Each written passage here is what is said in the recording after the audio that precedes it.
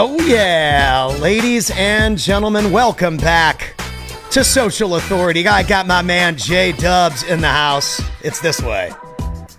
The number one wholesaler in Amarillo, Texas. J Dubs, welcome. Thanks, Pat. Appreciate it. How you doing, buddy? How you doing? Wonderful. Happy to be here. Happy to be talking to you. Dude, it's a great time. And so how does it feel to be the number one wholesaler in Amarillo? We have declared you this as of about, 31 seconds ago.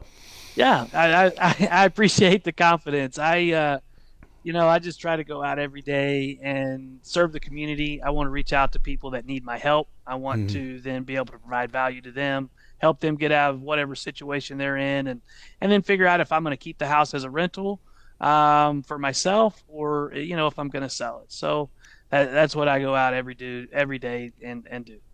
So I love your strategy with marketing, and this is something that we discussed where you were like, listen, I'm not really a studio guy, and I honestly am not either. We were kind of talking about that with music. I'm way more of a live performer and recording songs in the studio. It's so, my ADD is like, can I just sing this once and post it? And it's like, nope, that's not how it works.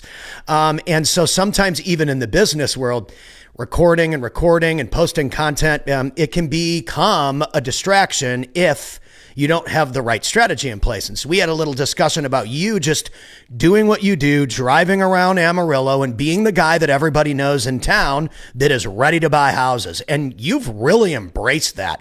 Let's talk about that journey for you. I think it's really bringing out creativity and it's enhanced your communication skills. 100%. I mean, any muscle that you flex or work out, I mean, it's going to get stronger. And that was a muscle that I was not using. The more you get in front of a camera, the more you talk in front of a camera, the more comfortable you feel. You get just a little bit of inspiration. I mean, some of the best clips that I've done have been organic. Like I'm just driving around and an idea pops in my head. I'm like, hey, let's go do this. Those are the most fun too, right?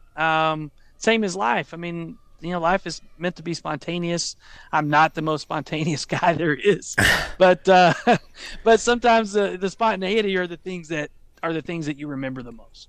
Well, and someone like me, ever since I was a kid, all I wanted to do is entertain people. And as I've kind of progressed with that journey, I've realized that entertainment has multiple stages, multiple scenarios, multiple delivery systems. And with the invention of the internet and social media, we can do podcasts, we can play live music, we can be live DJs, we can make info about real estate, we could be the cat lady or the landscaping dude or the roofer guy. You can be anything now. And spontaneity is what really grabs attention. You did a monkeying around video, people freaking loved it. Yeah. And you've got to be yourself. I think we all have that inner child within us, and sometimes you just got to figure out things that are gonna bring that out and have some fun. Let it go. Life is too short to not have fun and to be serious all the time. But totally. Be yourself as you turn the camera on. Be yourself in business. I mean, there's no reason in trying to do anything other than that. Well, and business is hard, and I think that most people want to act like it's always good. Every month is great. Every month is record breaking. And there are some people who have been in the game that are able to build businesses a lot faster than others because they've been in the game so long. I had a guy here yesterday who has been building businesses for 25 years. Of course, he's going to be able to launch something, and in a couple of years, he's going to be able to grow it a lot quicker than someone who's never done it before.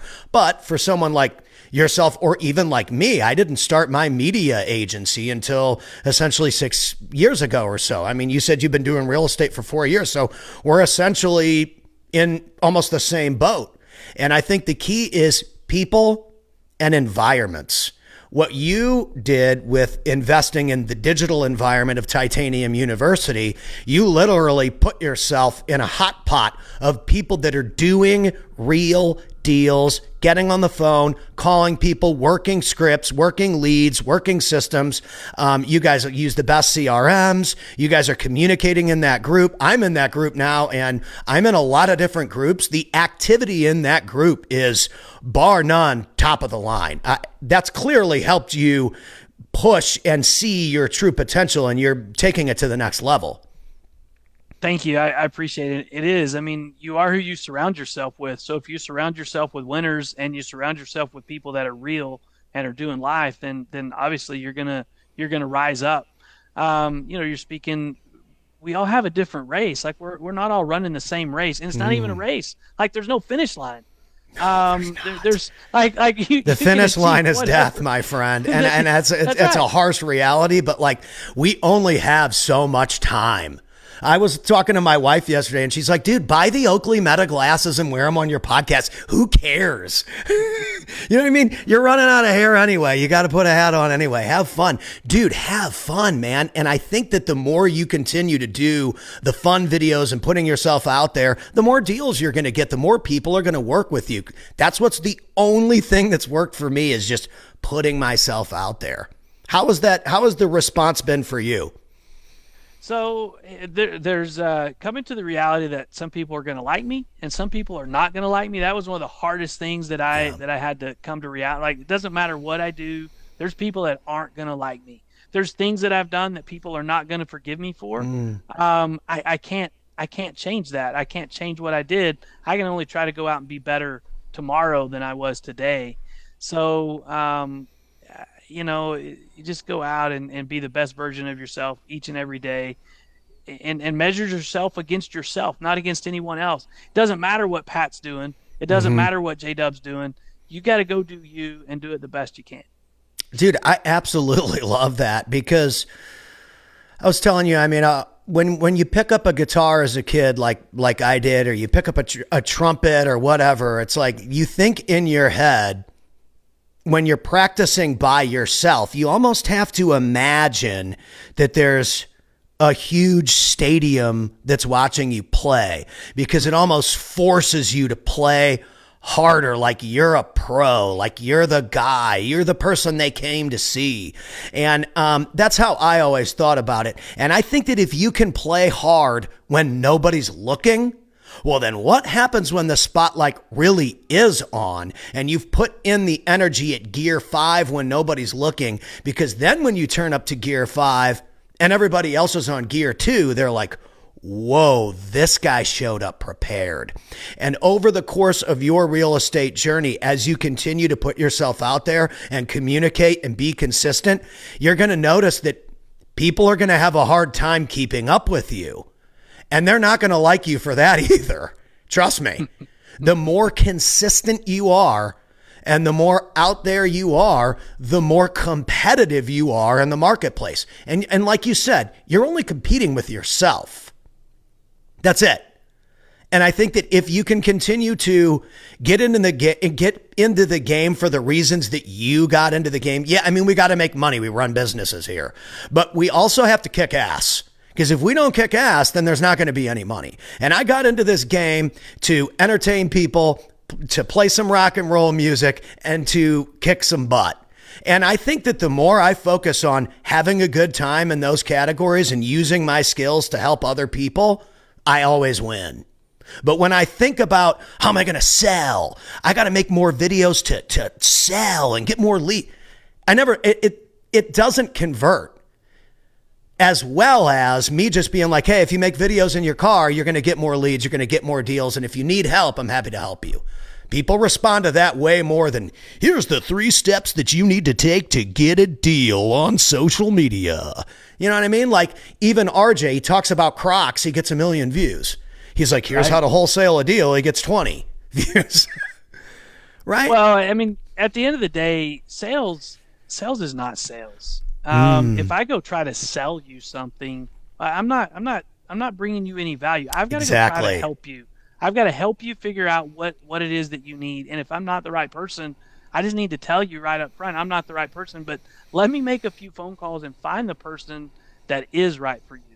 I love that. So you you were speaking about the preparation that goes on behind the scenes, and all the work that goes in when nobody's watching.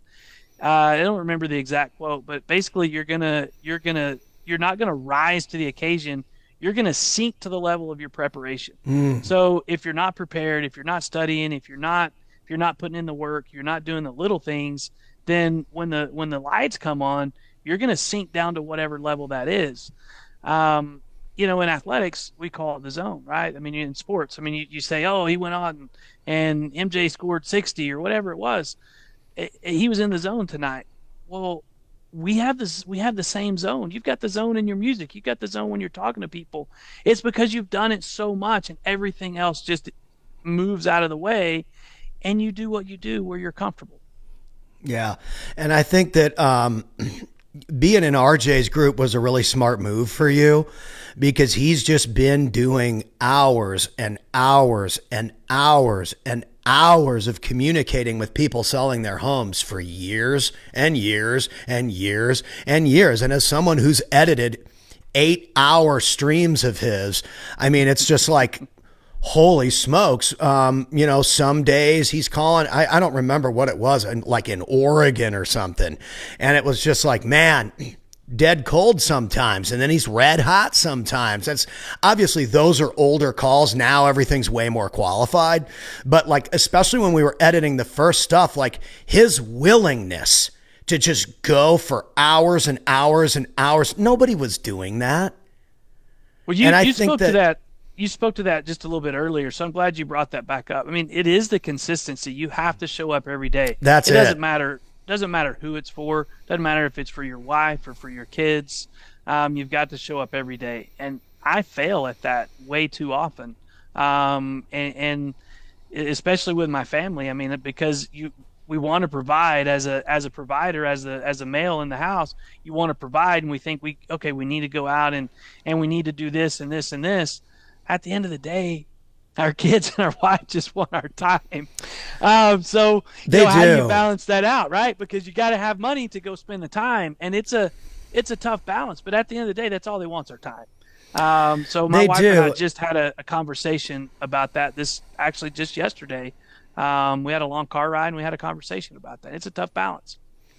It is tough. And again, as someone who is psychotically driven, even way before I met Megan, my wife, I was willing to literally like, I'm going to make it or I'm going to die trying, because I felt so called at a young age. Growing up listening to my dad's record collection, I was a trumpet player, and he had the Boston Pops and the symphony orchestras and all kinds of rock and roll bands that were playing with orchestras and symphonies, and the Superman vinyl, the original Superman with Christopher Reeves, the original Superman theme song. I'd be playing this stuff on the trumpet, and I felt like a freaking superhero. And I'll never forget, in like, I want to say 5th grade, it was before middle school, I had this teacher named Mr. Varley. We started doing band. You could either do band class in 3rd grade or you could do computer class in 3rd grade at Glen Ridge Elementary School in St. Louis. And all the girls signed up for band. So your boy Pat Hilton joined the damn band, right? And so there was this really nice gal. She sat next to me. Her name was Michelle Abrams. She's still actually friends with me on Facebook. I can't believe she hasn't blocked me by now. But and she was really, really good at playing from the book. She always followed directions in grade school. She got straight A's. I think she works at like Washington University now. She's freaking brilliant. You know what I mean? Good for her. I always loved her. She's a great gal. But I remember how great she was at playing from the book. And I hated playing from the book, but you bet your butt I could rip Star Wars. And so in 5th grade, like a couple years that we had been in Mr. Varley's class, I would be playing that stuff before class, and I had no sheet music for it. I just had written down, one button for a trumpet, and then 2nd and 3rd, and then 2nd valve, then 1, 1, 2, you know what I mean? And I would make my own little charts and stuff.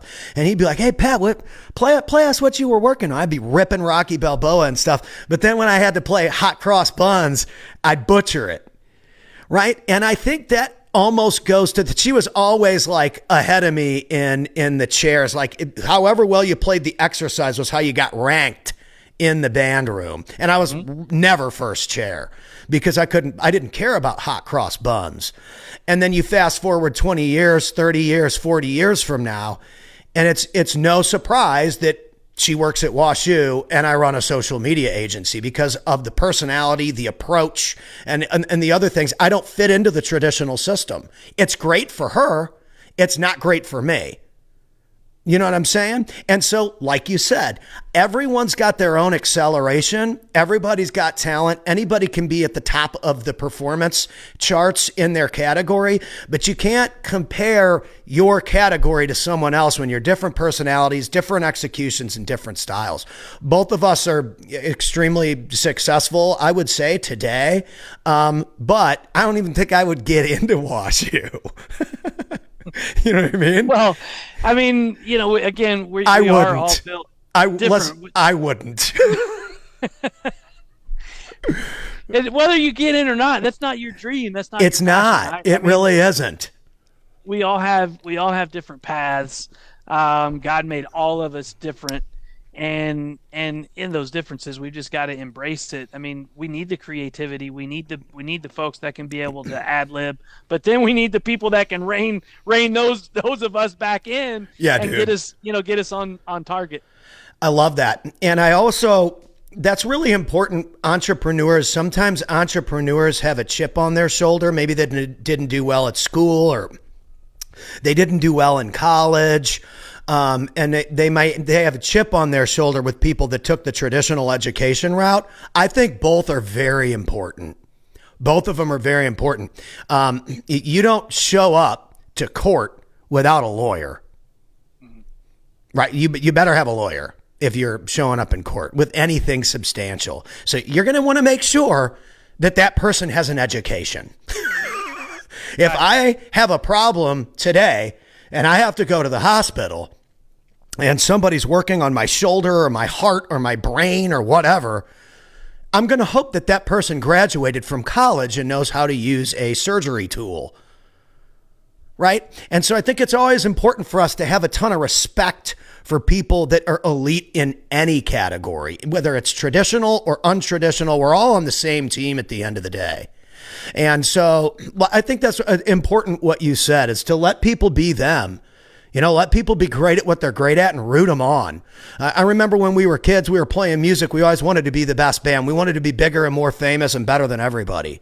And at the same time, it's like, that can work to a certain degree, but if you ever really notice, all the biggest bands tour together. Why? Because they can sell more tickets. They can entertain more people. They can collaborate. In business, that is the most important thing we can do, is collaborate with each other, just like all the biggest bands do, or all the biggest. And that's why you see so many of the same speakers on all these stages, is because they're able to control the environment, control the draw, and control who shows up on those places. And so us, if we're not getting that attention, we have to create it for ourselves. And that's where social media comes in. And that's what you're doing so well. You're creating your own stage and your own blueprint and your own environment. And if you keep doing it, everybody in Amarillo is going to know who you are. It's only a matter of time. Hopefully for the right reasons. So I want to. Well, yeah, of course they will. I mean, you're out there promoting barbecue shops and stuff. But yeah, go ahead. I want to talk about something that you were speaking of doctors and lawyers and people. I think we lose sight of this. You say that they are practicing law. Mm-hmm. They're practicing medicine. Mm-hmm. That's what we're doing every day in life. We're practicing. Yep. Like, none of us have it figured out. And who cares what your surgeon got in history class? Does it matter? Do you care that he knows anything about history? Just fix my brain.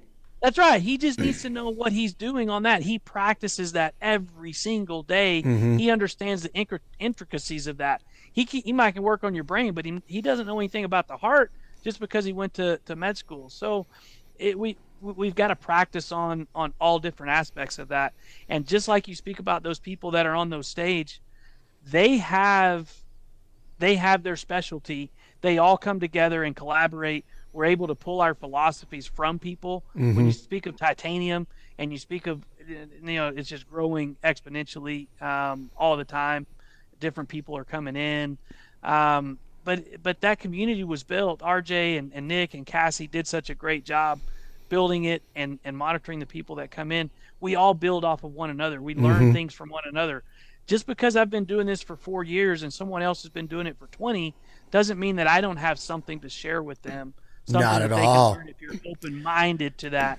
We have to take those philosophies and shape and mold because our world changes every day. Mm-hmm. My personality is not the same today as it was 15 years ago. I'm a different person. I've grown, I've matured, I've got more experience. But sometimes you've been doing something for so long you can get in a rut, and you need new insight to bring some energy back to you. So that's the beauty of adding and being on those same stages and getting to talk with different people. Dude, that's so valuable too. I mean, your environment is going to determine your results because your environment determines who's around you. And the people that are around you, if they're not taking action and they're not willing to do what needs to be done, you can't win around those people because they're going to drag you down. And I think that one thing that I've always done well is I admit when I know something really well and I admit when I don't know anything. And so me singing, I sang and toured all over the country. I did the thing in band class and it was so magical. I remember when Mr. Varley let me play one time in front of the whole class and I ripped like Star Wars or something and everyone was like, whoa. And then I butchered the school exercise and got like seventh chair, whatever. But I remember thinking about like, dude, nobody else in the class is putting in the work outside of the book but you. And I think that it's important for people to remember that you can read all the books you want. You can follow all the instructions, the worksheets, the closer's formulas, anything. You can follow it. You can learn it. But if you don't do it and take action and improve and innovate and make it yours and your style and your delivery, you can't be successful. I could sit and read the closer's formula over and over and over again. If I'm not executing on it, there's no deals.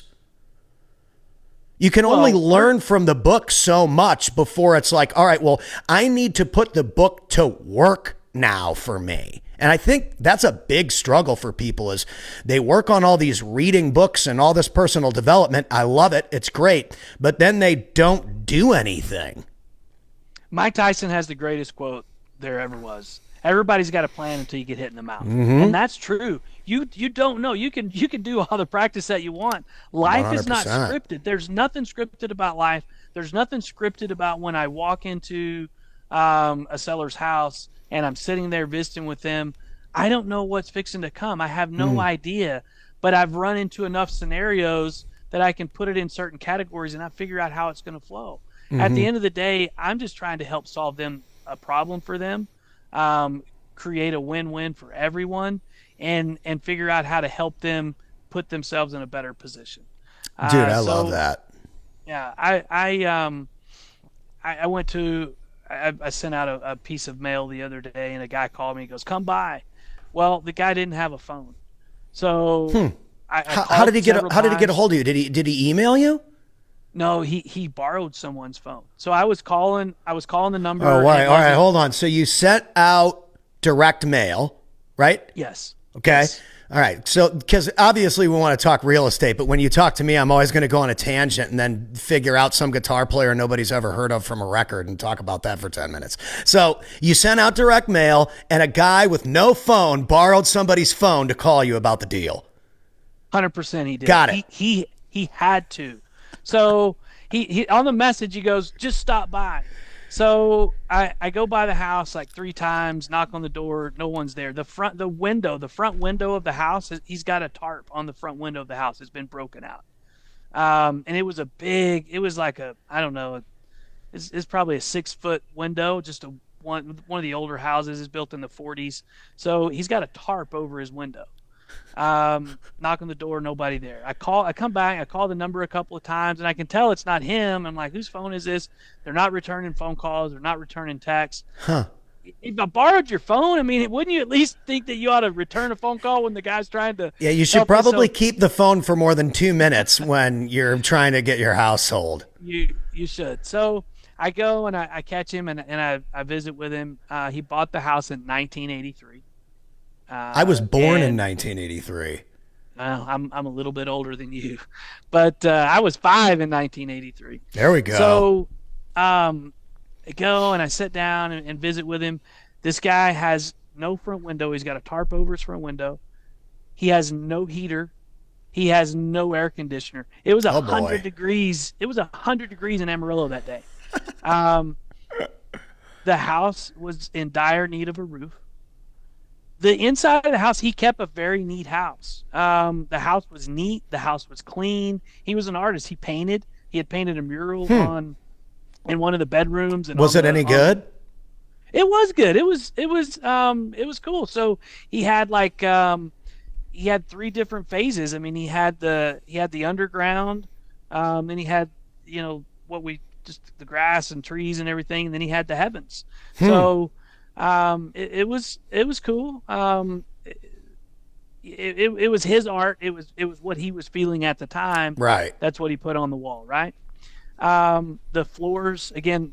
The house needs some updated electrical, obviously heat, window, heat, air, and he was trapped in this house because he's on Social Security. He gets $1,400 a month. By the time he paid his property taxes, by the time he ate, I mean, his money's gone. So he had no money to repair the roof. He had no money to put a heater in the house or an air conditioner. Can you imagine living? I mean, in Dallas, in Amarillo, with no heat, no air conditioner. No, I couldn't. When I was living in my van, I was in San Diego, and I would argue that San Diego's probably the best place in the country to be homeless living in your van. I would say so. It's pretty constant year round. It's a pretty damn good environment for that. Yeah, but I mean, we could freeze up here. I mean, we get Yeah. cold. And so he didn't have a whole lot of other choices, and he's wanting to he told me he's going to walk to Wisconsin. I'm not gonna I'm going to do my best not to let him walk. That's where he's from. He's like, oh, it's easy. It's just 1,200 miles. I do 40 miles a day, and I can Oh be there boy. in 3 months. And I'm like, I don't know that I Dude, don't you're know that better works taking like the that. Greyhound, homie. That's what I told him. Anyway, he's after we closed. So we closed this past week. He's got new life. He's got new hope. He's got new dreams. He's got new Wow. aspirations because he's not locked in this house anymore. He now has some cash. He's got a little bit of freedom to be able to go do some things. He's like, well, maybe I'll stick around here. Maybe I'll just go visit Wisconsin and come back and I'll find a place.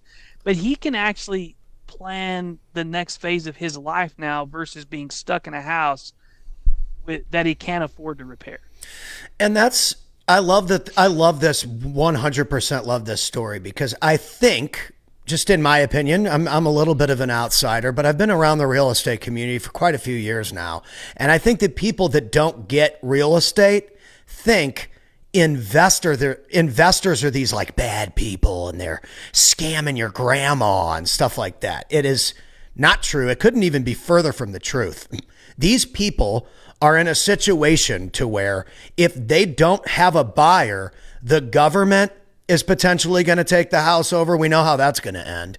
And then, or the city or something, or it's just going to get knocked down Right. and condemned. And then what happens if all these houses go into foreclosure or they all get condemned? Well, then the neighborhood goes to shit. Let's just be real here about what the consequences are if investors don't come in and fix these places up, rehab them, turn them into a nicer rental or sell it to somebody, as a flip.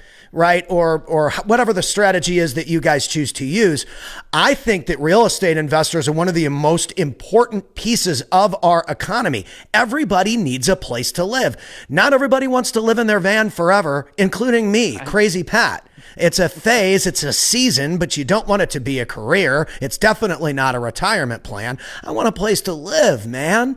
And if there's not options for people and these investors like yourself don't come in and help create options, especially in your local neighborhood, well, then the neighborhood goes to hell. Absolutely it does. There's another gentleman that reached out to me, and he's behind on taxes. It was his mom's house. We're Mm, trying to get a MERP, which is anytime you're on Medicaid, then they can file a judgment on the house. So we're trying to get that cleared up so he can actually get a little bit of something. Because, like you say, if not, that house is just going to set. The government does not move very fast on any of these things. hmm So it's going to go. It's going to go to the tax sale, and these houses don't get better with age. If you're not able to take care of them, they do not get any better. This house that I bought from Pat the other day, believe it or not, um, What's that? it It's Pat.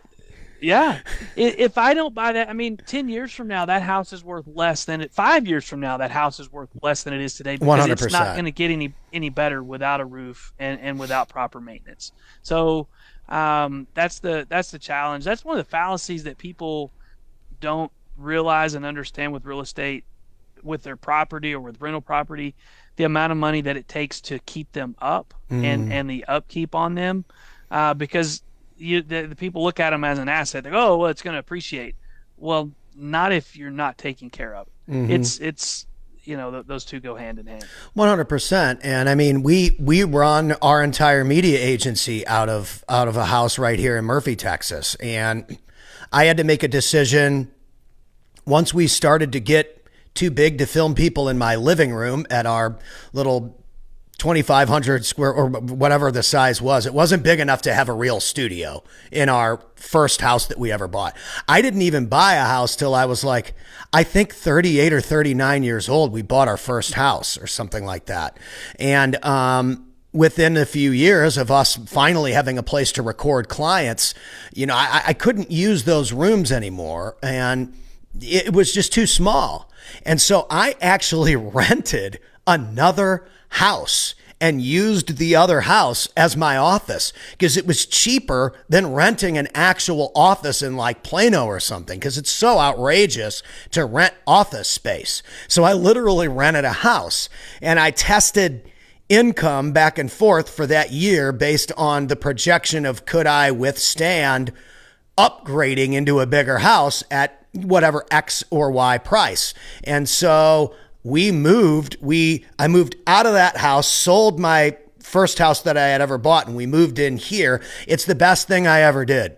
There's a ton of different ways that you can utilize the tax code legally to write off certain things within reason with your house, home office, Augusta rule, etc. Obviously, consult with a tax strategist or your tax accountant for any type of tax advice. Do not take it from me, but you want to be legal. You want to pay your taxes in X, Y, and Z. Of course, you want to pay your fair share, but you can use a house as a cash flowing entity if you do it the right way because we record people here. If I didn't have a place for my client, Robert Love, to record, well, then we wouldn't have been featured on Newsweek. And if I didn't have a place for this person to record, we wouldn't have been on the New York Times. And those videos were filmed in this house. And so I am a product of the real estate community. How would I even know that that was possible if I wasn't the lunch break guy at Cardone's event and then eventually became the MC for all these wholesalers and the Morbies and the Bateses and the whoever people. Jamil's been there for me since day one. I mean, Kyle Mallion, Carl Allen, all these investors and entrepreneurs were the people that were like, wow, you've got a great talent. If you do this, this, and this, you could be really successful with your talent. And the difference between me and the next guy is I just do exactly what smart people tell me to do right away. I Isn't don't it wait. funny? I don't wait. So that's awesome. A lot of people wait. That's one of the biggest fallacies. If I have to look back upon my life, and my wife had been urging me to get out and do stuff on my own for a long time, and I was hesitant. What a woman. So she is great. What a woman. But Good for her. what I was gonna speak on is, isn't it amazing how successful people want other people to be successful and they want to pull you along I'm if you're telling willing you. to do the work. They don't want to do it for you, but isn't it amazing how they want to share and how they want to pour into you? But you look, and the people that are not, they want to criticize, they want to drag you down. I maybe I've been one of those people in the I'll past, tell you what, but man, I'm not I've anymore. never met a millionaire or a billionaire that told me that my ideas weren't going to work. Now, they might have looked at my battle plan and said, okay, well, number 2 and number 4 aren't going to convert. Do this slightly different and this slightly different, and then it will work.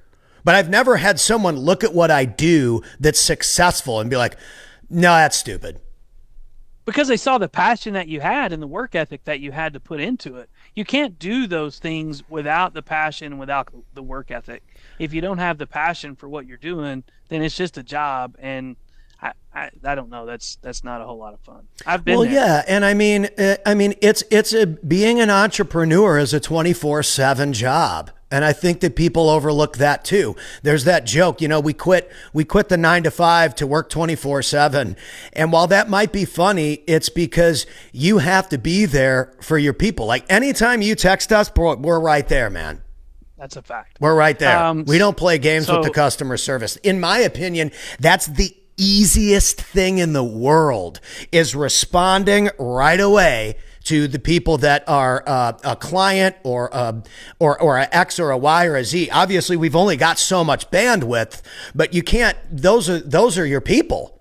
Like there is no content hub or no big Pat Hilton rock and roll dream or rocking on stages or speaking or podcasting or anything without the people that support our company. It's over with. I don't know when you sleep. I've texted you Well, all hours of the night. Anytime that I've messaged you, you've been up, and 11, 12 o'clock. I get a response back, and I'm not expecting one. But Right. if I don't send that text, then I'm going to forget about it, and it's on my mind.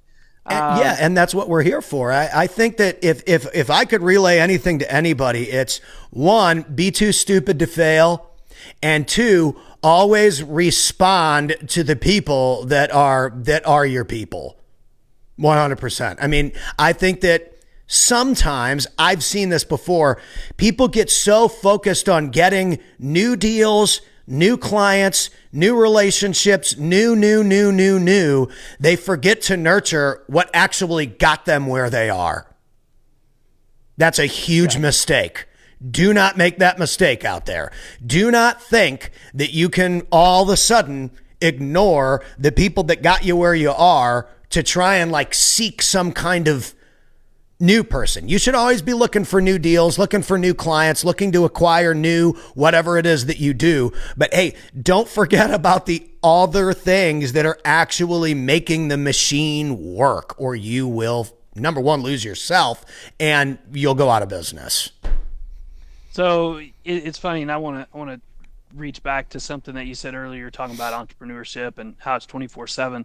My local mentor here, Michael Dotson, he likes to say, I wake up every day unemployed. And that's true. You don't think about that as an entrepreneur, that you wake up every day unemployed. If you don't take care of the people that are taking care of you or have taken care of you in the past, absolutely, you're gonna starve if you take care of those things and you nurture those relationships. And at the end of the day, just treat people the way you want to be treated. You can't solve I can't solve everyone's problems. You can't solve everyone's problems. You can just tell them what you can, but absolutely, you gotta nurture those relationships. Totally. And I also think again, there was no way for me to have the information that I have now 20 years ago, because the internet didn't work the way that it does now 20 years ago. But with the invention of the internet and social media and YouTube, there is so much free information now that can give people a competitive edge. And if you're willing to take action on the free information, whether it's AI, real estate, you want to be in the home services businesses, you want to buy or sell businesses, whatever it is that you want to do. We talk entrepreneurship here because it's an entrepreneur show, but you can literally become the authority in any category now. And there's 14-year-old kids launching AI automation agencies making $50,000 to $100,000 a month.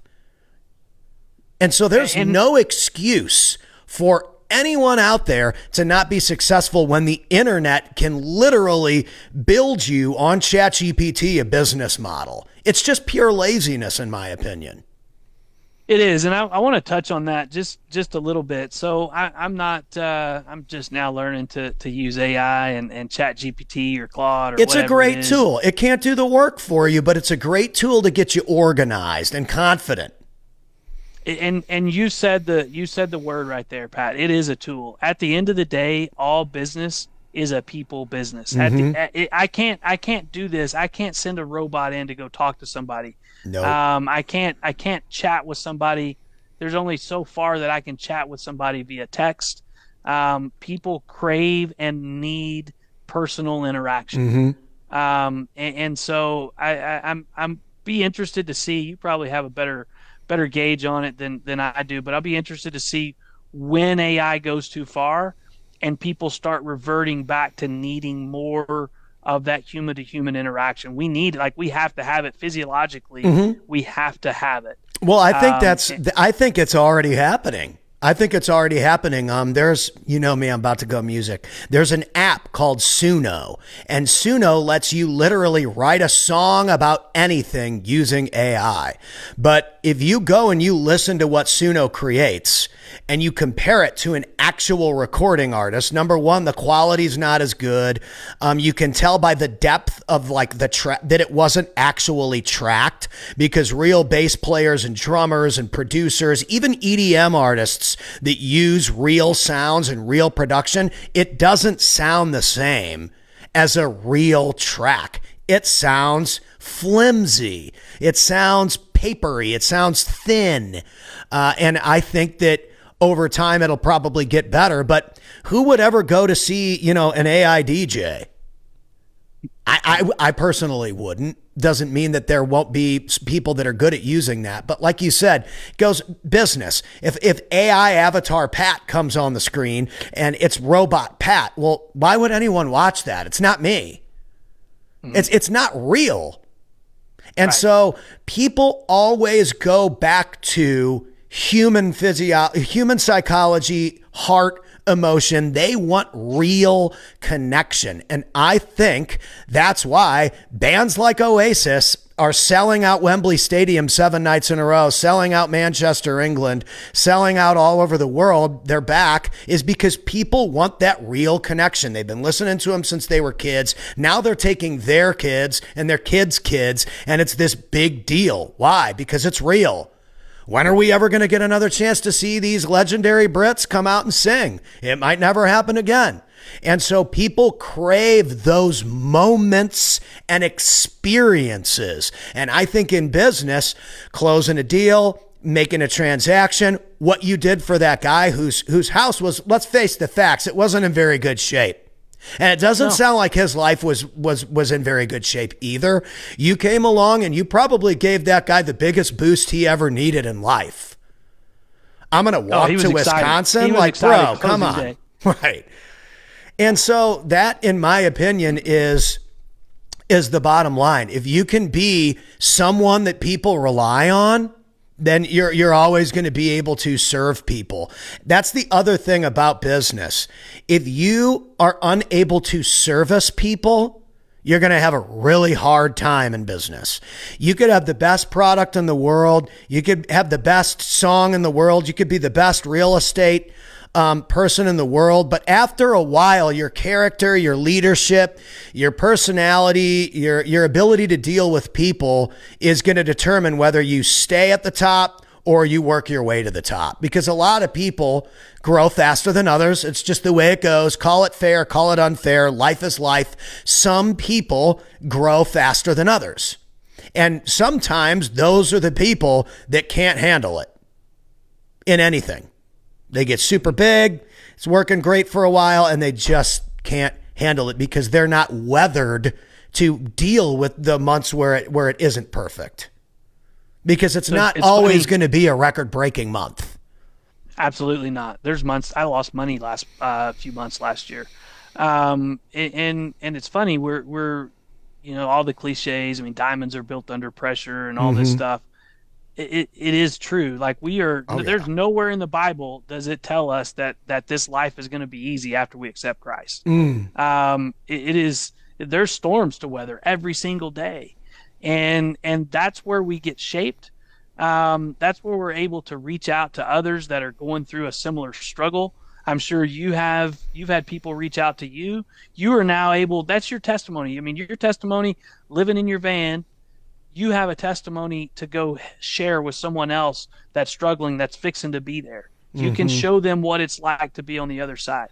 That's that's what going through the struggle creates. It creates us, it forms us, it shapes us, and it allows us to pour into others. Dude, I was texting with our company bookkeeper yesterday or the day before or whatever it was, and I was talking to her, and I was like, oh yeah, and this and this and this, and then I got this gig coming up and this speech and then that and the other thing, and then in between I've got all my meetings that hit up until about 1 or 2 so I can try and sing. I think my peak of my voice is between like 2 and 6. Then I get my family time in, and then blah blah blah. And she's just like, dude, I gotta be honest, like, I don't know anyone that is as passionate as you are about what they do. I've never met anyone. And I'm like, I don't even know that it's necessarily a term, passion or intensity or psychosis, but it's just like, dude, like you said, I think God calls us. I'm definitely a believer. And I don't try to push it on people. I don't try to push it too hard in my content because I think it can be a turn off for the wrong people. The people that are seeking, if you push them, they repel. But the people that have accepted, they're going to believe no matter what. And so you really want to make sure that when you're speaking about faith or belief, that you do it in a way that if someone doesn't believe, that they start to question, why don't I believe? Right? So anyway, Sure. you'd have to be crazy to pack up your stuff in St. Louis. I was homeless, chasing the dream, living in St. Louis for years, and then finally moved in with Megan, my girlfriend. She's my wife now. And I finally had a place to live, and I'm touring all over the country. And I'm like, I think I'm going to pack up my stuff and be homeless in California for like 6 or 7 months. And then let's get engaged and get married. And then I'm going to make it big. And she's like, yeah, let's do it. What kind of crazy person is like, yeah, I think I want to be homeless again. Dude, I had faith. I was called. So I'm like, if you really want to compete at the biggest level and go toe to toe with the best in the industry and be the best, you have to go where those people are and go toe to toe with them. You got to get out of Missouri because unfortunately, I love Missouri, but it's a small town with a big heart, and it's not a competitive force in the big markets. Unfortunately, the Blues, they got one in. And the Rams, they got one in. But unfortunately, a lot of talent from that market gets overlooked because it's a small town. And if you really want to pop off, you got to go where the action is. And that San Diego move was the right call because I never would have got on Cardone's stage. I never would have met Brad Lee, who told me to launch the video agency. And I never would have been on this call with you or worked with RJ Bates. Believe it or not, I was actually I was at that 10X event. 10X too? I was on the third day lunch break. They pushed me all the way to the end. I don't know that I saw you there. I'm I don't sure remember you seeing didn't. you there, but I was there. That was my first introduction to business and to some of those things. I was working for a guy at the time, and it was pretty big. Or he was into it, I guess, and so it was my first introduction into that world that really kind of got the juices flowing. Dude, 10X2 was awesome. Yeah. So good.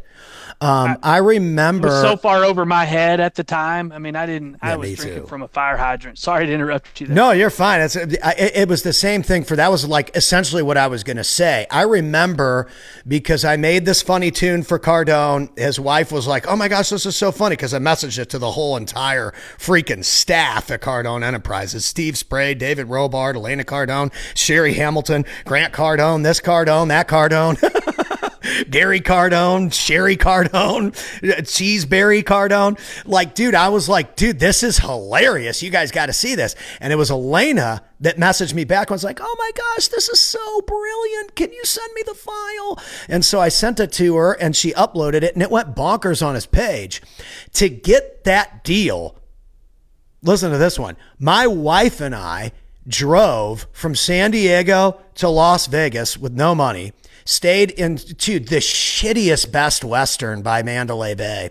And I snuck into the Hard Rock with my pregnant wife and closed Cardone in the hallway of the Hard Rock at Cole Hatter's Thrive event with no ticket, snuck past security, shook his hand. He said I could play at the lunch break. We drove back to San Diego. And then I played that gig in February. We had our first baby, Ella. She's 7 now. And we had our baby in November. I drove in February to Mandalay Bay with our only car to play the lunch break at that event for free.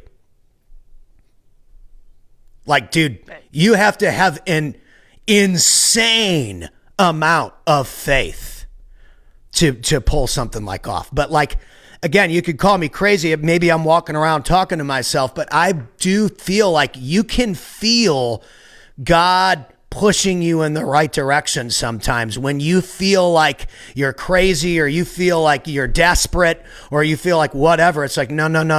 This is the right call. This is the right call. You're doing the right thing. This is the opportunity. This is the opportunity. And you have to listen. Because if you don't listen to that voice, that is the voice of success. And sometimes it leads you into a situation where you're like, okay, there's barbed wire and explosives and this and that. And I'm supposed to walk through this? You're telling me I'm walking through this, right? Just walk? Just walk. Okay, I guess I'm walking. And then the handshake happens, and then the gig happens, and then I get my first deal, and then I get, like, dude, it's crazy when you follow the calling, because it's in everybody's head. I was saying it about Hulk Hogan the other day. Hulk Hogan's got that gear that he can turn on. He got rest his soul. I almost feel like he's the immortal Hulk Hogan. That was part of his name. So he is immortal now because we're still talking about him. He had this gear that he could turn on, and it turned on inside you. He was so good at turning on that gear that you felt the energy. Like, he would go off the TV and you'd be like, oh, you Hulkamaniacs. You became it. And I think that our job, it's not just to do sales or marketing, or it's to provide a solution to people, number one, but it's also to make whoever we're working with understand that they're capable of doing anything, because the time is it's ticking. Like, I can almost hear an alarm clock in my head sometimes. Tick, tick, tick, tick, tick. Like, dude, I wouldn't want to talk to anybody else today, man. I message you and I'm like, let's hop on, let's film some content, let's get some good clips, let's put you on the spot, X, Y, and Z. It's like, I love doing this stuff. Why wouldn't I do it? And I think that sometimes people hit the mute button because they're like, oh, I don't know, that's too extreme. I can't do that. I'm not going to sneak into some event and close Cardone. I'm going to get arrested. Why would I do that? That's idiotic. No, dude, that's the only way you're going to get the handshake. He told me, yes, it's a great idea. Yes, I would love to have you perform on the lunch break. Yes, talk to this person, that person, the other person. But no one was confirming it. You got to shake this guy's hand. Be a man. Go and find this dude and shake his hand. You got to knock the doors down. Right. And get an agreement and let him know who the hell you are and that you mean business. And then don't bug him. Bounce out of the place. But show this dude that you're the real deal. That's what got the deal done. Yeah. It wasn't that just the song got his attention, but I walked up and said, hey, man, I need this. This is my wife. She's pregnant. I sing in bar corners for $100 a night. Nobody ever believed in me. Nobody ever shared my stuff for you, but you. This is it, dude. When you posted the video that said, if you're a creator, make me something, I want to get verified, I knew this was the opportunity. And when your wife messaged me, 'cause she was standing right there, I knew this was it. And I could just see, he could probably see himself in me that day. Like, dang, this guy's a young hustler. You know how he is. Yeah, man. Okay, cool. Yeah. The jingle man. Right? He wasn't going to say no to some guy that wants it that bad, man. Let me play when nothing's going on, bro. You're spending millions of dollars and nothing's happening during the lunch break, bro. It's prime time. So, it's interesting that you say that. If a kid comes and knocks on your door today and you answer the door and they ask you if they can wash your windows or if they can rake your lawn, what are you going to tell them? If it's a You're kid, not I telling always them say no. yes. Absolutely, right? If it's Because they want it. if it's a punk roofer, I'm telling him to get off my porch. But they want it. They want it. They They need do. it. They're coming and they're asking, and you can tell their sincerity. And you have to be willing to give that to the people that want it, and you can see that. You know Totally. that. But your back was against the wall. How many choices did you have? I didn't have any choices. Yeah, that was the only pitch that came over the plate that was just an easy. I mean, I cranked that thing. It was out of the park. I had that video up. He was like, hey, if you're a hungry hustler, I spend $1 million a month on Facebook and Zuckerberg won't give me a blue check mark. There's all these people taking my pages. Don't buy nothing from anybody that's selling you anything that ain't this page. They're scamming you. Zuckerberg, if you're a creator, make me a graphic or you rap me a tune or what. I'm like, rapper, right? He wants me to sing him a song right now? Grant Cardone is asking me to sing. This was 2017. He was not the Cardone of now. He was a different, he was still on the come up, right? And I mean, I had that thing up in like under 10 minutes because I had been practicing those dinky jingles for years. I was writing them about people at the bar when they're eating a chicken sandwich. And that weird, quirky talent was what broke me into the game. It was what broke me into the game, man. And I think that looking back, if I would have quit at any point on the guitar, I never would have been here. And now, since I had to pause music or I wasn't going to be able to take care of my family, now that we're in a position where we're taking care of the family, I'm looking at it and I'm like, well, wait a minute. You've got catalog of all these incredible songs that I think they're hits, and you've never released them because you never had any money. So I called up the dudes from San Diego and we're producing a second album. And I think these songs, I think they're hits, or I wouldn't do it. I wouldn't do it if I didn't think they were going to hit. Let's just be real. 42 years old. Most people would say you're over the hill. I think it's prime time. Our buddy, I don't know if you know Nick Perry. Nick Perry's in a bodybuilding competition this week. I'm pretty sure he's my age. He looks unbelievable, but like, when is he ever going to do that? You're just not going to do it? Right. You're just not going to do it? There's no excuse. In you. Right. If the calling's in you and it's there, and I wish you all the best, but if you don't take that shot, if you don't produce the album, you're going to regret that forever. Totally. It actually hurts to even sing some of these because it takes me back to how addicted and how desperate I was back in the day, and just how bad I wanted to make it, but I had no resources at all. I had 6 strings. There's a song on the record where I talk about I got empty pockets, a 6-pack of Thrills, a whiskey bottle, and a handful of bills. And the 6-pack of Thrills is actually a 6-pack of guitar strings, not you would think that it was like beers or something, but like all I needed was a 6-pack of strings, a little whiskey, and then I'm going to get these bills paid somehow, man. But I don't know if you've thought about this because you just ran me through this and where that was. That's like every man in America, right? Right? Well, you said that started by you playing by messing around on the guitar. It did not start there. It started in 3rd grade music class when you were creating your own things on your trumpet. It had nothing. It started way before the guitar. The guitar was just the next tool to take you to the next step. Yeah, absolutely. And so I encourage people out there, because wholesaling, that's what wholesaling's becoming for you. Wholesaling's the tool that you're going to use to create freedom for you and your wife. And the more fun you have with it, the more successful you're going to be. Because if you're counting pennies, just talking to my buddy about this, if you're constantly counting pennies and you're constantly worried about that, you can't make millions of dollars counting pennies. No, it's like clipping coupons and driving around It's town a broke to save mindset. 10 cent. Absolutely.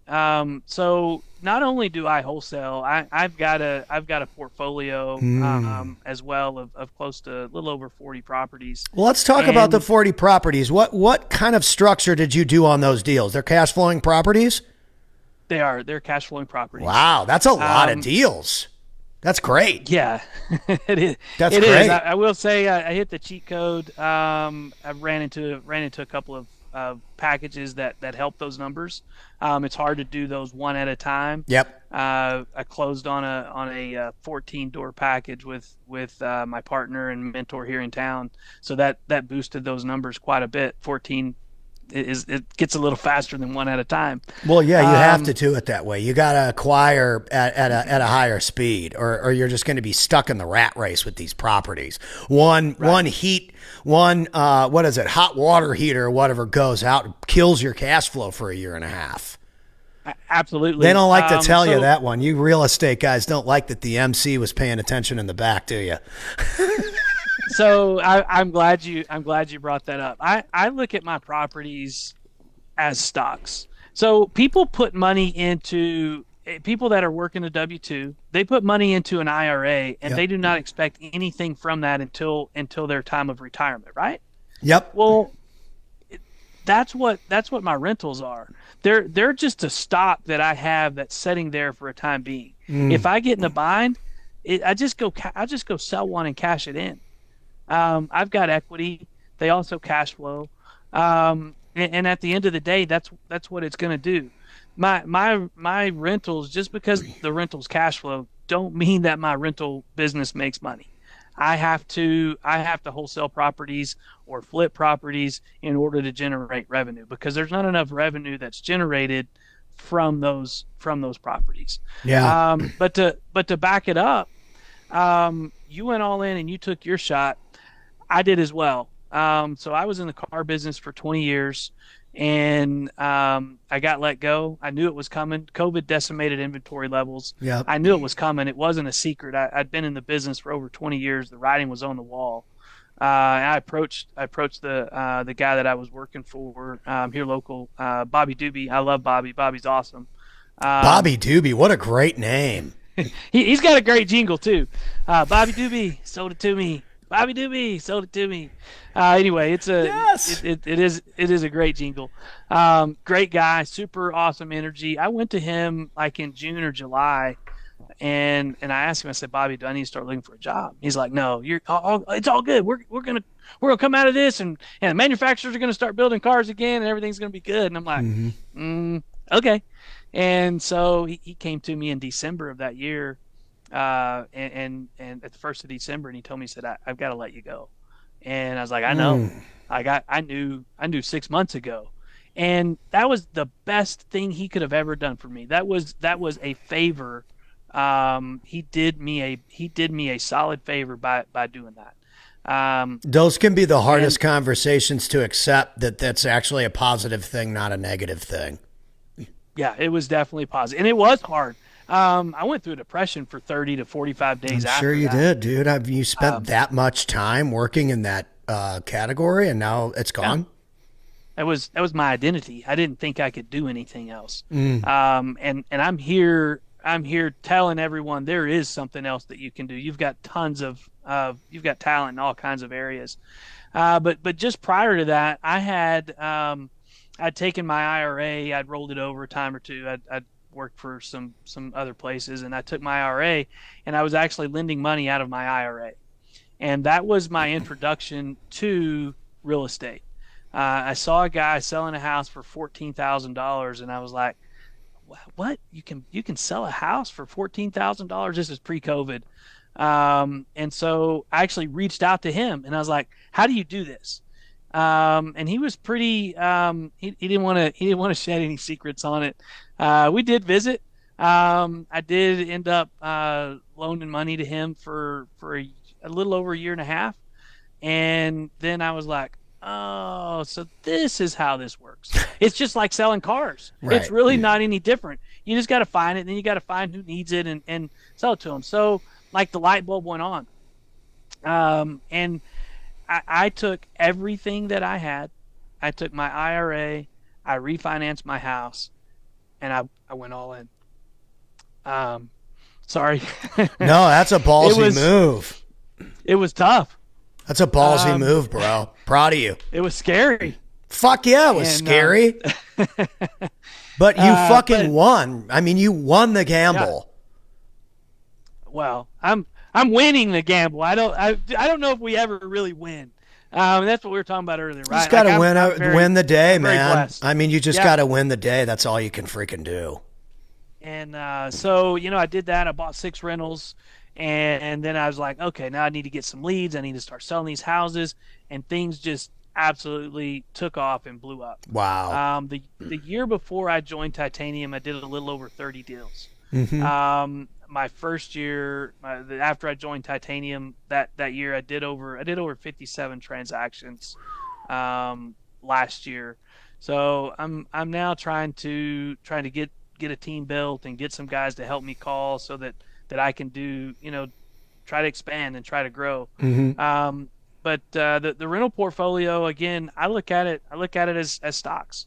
They're just all little individual stocks that I'm going to sit there. I'm going to pay into them just like a guy with an IRA does, or like a 401k does at a W-2 job. And when that's done, someone else will have paid for my assets. And yeah, I'm gonna make payments along the way. I'm gonna pay taxes. I'm gonna pay insurance. Mm-hmm. I'm gonna pay the note. I'm gonna make repairs. Yep. And every month is not positive. There's months that are negative that I have to pull from other resources to help fund those businesses, to help fund those rentals. Mm-hmm. Maybe I'm doing it wrong, but like you said, the guys in the back don't. They were saying the same thing. So, Well, yeah, it's I a mean, any of retirement these method. guys, any of these guys that are using real estate cash flow, they're not getting rich off the cash flow in these real estate houses. They're just not. It's more of a stored appreciation. Like you said, they're using it for tax purposes, to outweigh active income. They're doing cost segregation studies so that they can get X, Y, and Z handled on their tax bill. They're reducing their liability. They're using it as a way to, if they acquire a business, sometimes it comes with real estate. There's all these different ways people can use real estate. Yeah, real estate's created more millionaires than anybody. That is factual. That is true. But private equity and acquisitions has created more billionaires than anybody. So, I mean, you can always take it to the next level. And I think that real estate, as I've said, real estate, everybody needs a place to live. Period. Absolutely. End of story. Real estate's not going anywhere. Investors aren't going anywhere. I don't think agents are going anywhere. I think an agent is still a very powerful tool in your back pocket. Someone like me who's not really an active investor, like, dude, I use traditional everything to do my own personal house. I'm not just going to go buy some junker and think I'm going to be able to fix it up with no experience and then move my kids into it. That ain't happening. So there's always, like we were talking about earlier with Michelle and Pat, we're both successful, but she went the traditional route and I went the entrepreneur route. They both work. Not one of them's good or bad. They both work together. But I mean, dude, there is going to be an unlimited amount of opportunity, especially for real estate investors, with implementing AI and marketing, online eyeballs, all of these tools that we have now and these platforms that we have at our fingertips. We're doing this and it's free. This does not cost you or me anything to create this show. Right. Nothing. And people still are like, oh, I don't know. What if Aunt Jemima from Louisiana sees me on the stream and she doesn't like it? Dude, is she your customer? Who gives a shit what she thinks? Is she buying anything? Is she selling her house? Is she selling her home? Tell her to call J Dubs. I think that we create these scenarios in our head sometimes that this person or that person that doesn't even exist is going to care about anything that we do, and we've just psyched ourselves out. Whereas sure, if we just take the action, we just blow through the doors, it works anyway. we want everyone to like us, and they're not. I want to step back just a minute. You were talking about agents. Mm-hmm.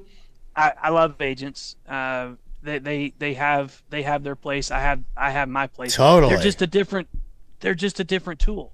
They are. They're not When applicable you in go every build scenario. absolutely not. When you go build a house, you don't use the same saw for everything that you cut. You Nope. don't use the same hammer. There's different hammers. There's different screwdrivers. They are a different tool. There's times to use that tool. There's times to use the investor as a tool. Mm-hmm. And when we talk about the way that people are built different, I need a different level of adrenaline and dopamine than the average person. So I'm able to take some of those risks, and it's scary. Yep. But it takes, again, it takes all kinds. There's people that want to play it safe and play the, take the safe route, and that's great for them. There's others that need to take the risk, and that's great for them as well. Well, and I also think that just from my perspective, because I've watched a lot of people take the safe route and then that didn't work for them either. Like, you can still lose your job tomorrow. You can still lose your job with health insurance and a 401k and a whatever package tomorrow.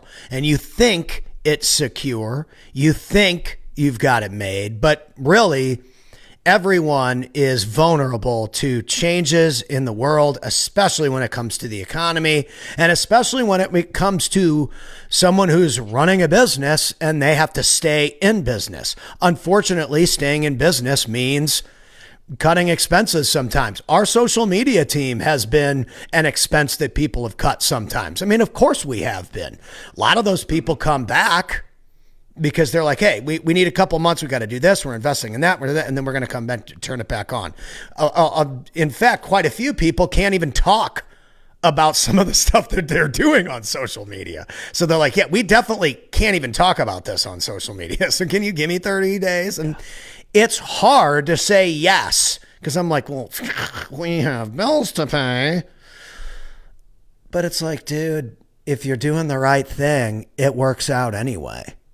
And the right people will treat you right, and the wrong people will treat you the way they're going to treat you. And it always flows you up to the people that you need to be around. And so I think that when you first get started, you just want any deal that you can get, and you want everybody to like you.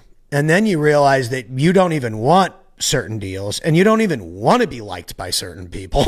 And then you're like, well, wait, I need to change my standards. And the moment that happens and you start to raise your standard and you start to think differently, then you almost can't even be, not even almost, you cannot be around people that don't operate at your standard, because they make you crazy. Crazy, dude. And I've noticed it. We'll be out somewhere doing something and blah, blah, blah, blah, blah. And with my wife, God bless my wife. And, we'll be doing something and I'm like, I just don't understand these people. She's like, when you say like that, it doesn't sound good. I'm like, you don't understand. I come, and just like an example, if you're exposed to something over and over and over and over again, and it consistently is no good, and you try to help, I literally made a post about it this morning. Why I post, and you literally try to help the person. You give them advice. You tell them exactly what to do to fix it, and X, Y, and Z, and then they don't do anything. It's just like, dude, I can't be around you anymore. Like, what if Brad Lee would have given me this advice? If you really want to get out of the bar corners, do this, this, this, and this in a video agency. You get 3 to 5 clients. Your wife never has to work at that preschool ever again. And then I don't do it. And he keeps seeing me year after year, and I didn't take his advice, and I'm still broke. What would he say? What would he have said? Dude, I already told you what you do, and you didn't do it. You deserve to fail. Mm-hmm. He starts ignoring you. That's what he wouldn't even respond. You're actually right. He wouldn't even respond to me anymore. That's actually true. Because people like that don't waste their time with people that waste their time.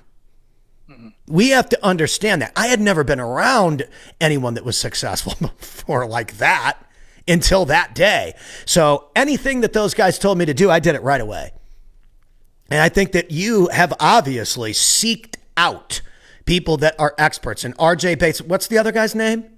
Michael Dodson. Michael Dodson or an RJ Bates. Like, obviously, those guys have really inspired you to go out and do deals. Your deal volume has increased. And I'm willing to bet your transaction size is going to start to increase along with your deal volume because you're going to get better at doing deals. Yes, and you're correct. I mean, you get selective on deals that you're going to do, the amount of time that it's your standard's way higher now than it was 4 years ago. I look at houses that I'm going to keep in my rental portfolio a whole lot different now than I did when I started. 100%. And 4 years from now, you're going to look at some of the stuff that's in your rental portfolio, and you're going to be like, I can't even believe I bought this thing. 4 years. Let's try 4 months. Yeah, 4 months. I can't even believe I bought this junker. Yeah. But there's different levels of everything. Yep. Again, that's why I like to compare houses to stocks. I mean, there's different levels of stocks, and to me that just that can relate to people. They understand that more so than they do houses. I want to go back and you were talking about the guy that's playing it safe and working at the W-2. They think that everything is okay. They don't realize that they're working on commission. We're all working on commission. Everybody is. Everybody is, right? Because if you're not producing enough revenue for your company and what you're doing, guess what? You're gone. The company's going to fail, and you're out. Yeah. You got to show up every day, no matter what it is that you're doing. Absolutely. And I mean, and that's why we were talking even before we went live. It's a harsh reality, but the industry that I wanted to be my quote unquote career is a broken industry, and that's the music industry. Back in the day, you could sell 10 million records and potentially be a rich rock star, but how sustainable is that? Once the record stops selling, how successful are you? Once you're not the cool person anymore and Britney Spears is cool and you're not anymore, well, the ticket sales dry up. And it becomes unsustainable. Expenses start to pile up. Your lifestyle's higher, but your bills are higher too. And the income has gone down. You're not the cool kid on the block anymore. These things, we've seen it happen with boxers, athletes, musicians, and then you see it a lot now with business people. Business people, they get big on the internet. They're the big new guru. And then, 2-3 years later, you find out they were broke the whole time. It happens all the time. And no one can deny it around me anymore because I'm the guy that was backstage announcing everybody. So I've seen them all. And you got to be really, really careful. Like you said, thinking that you made it. You never actually make it. That doesn't even register with me. Like even with the music, where we're going to release this music, it's great music. I hope it goes number one. I'm not recording it to be number two. I'm recording it to be number one. My heart's not going to be broken if it doesn't rank. I've always been an unranked number one contender. But at the same time, I'm going to make it the absolute best that I can make it. We're going to take our time. We're going to do the best that we can do because the goal is to make it the best that it can be, not to try to make money off it. I want it to be the best that I can possibly make it. I don't necessarily even need to make money off it. I need it to be absolutely incredible because I only get one opportunity when somebody hits play for it to kick them in the mouth. Yeah, and I think that if people thought about life like that, why don't I just try to be the absolute best first? And then everything else will follow. But people always think, well, I want everything that follows without actually being any good. Well, that's not how this works. You got J-Dubs out here busting his butt. Everybody can see his videos. He's got a portfolio. He can negotiate. He's ready to close a deal. Who are they going to go to? The person that's made them available, the person that's made their track record available, or the guy that's not willing to put in the work? You're going to beat that person every time. It's just simple math. Consistency wins in anything. 100%. So, all right. So if you could give people we'll do another couple of these. You're such an easy person to talk to. I could go for 3 hours with you. If you could give people one piece of advice that you've learned as a real estate investor that could help somebody out there do their first deal or do more deals faster, what would that piece of advice be? Find a mentor, find someone to help you along the way. And just like you said, do what they tell you to do. Follow someone that's already doing it, that you don't have to rewrite anything. Go do it, go take action, go fail, go get hit in the mouth, and then figure out what you're going to do. There's plenty of people out there that'll help you. Join Titanium University. It's a great community. There's plenty of people in there that are willing to help you. And you can always reach out to me on any of my socials. If you have a deal here in or around Amarillo, I would love to help you out. I'll walk you through each and every step. But those are the things. Find a mentor, whether it be locally or reach out to Titanium University and join and set your dreams. You got to be in that group. I think virtual masterminds are one of the most powerful ways to just get around people right at your fingertips without leaving your house or anything that can help you move the needle.